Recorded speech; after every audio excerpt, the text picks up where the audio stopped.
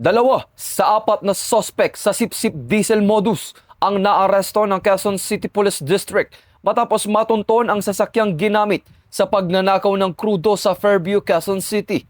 Ayon kay QCPD District Director, Police Brigadier General Randy Glenn Silvio, natukoy ang mga sospek sa pamamagitan ng plaka ng sasakyan na nakita sa Omega Avenue at CCTV footage sa Corbett Street noong ika-31 ng Marso taong kasalukuyan. Inamin ng dalawang sospek na kapwa 26 anyos na sangkot sila sa pagnanakaw ng diesel at ibinenta ang humigit kumulang 70 litro ng krudo sa barangay Payatas sa mas mababang halaga upang maibawi ang kanilang pagkatalo sa online gambling.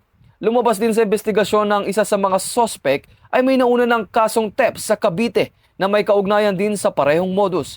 Patuloy na mga nagsasagawa ng operasyon ng pulisya upang mahuli pa ang mga kasabwat sa insidente. Ito ang bagong PNP para sa bagong Pilipinas. Serbisyong mabilis, tapat at nararamdaman.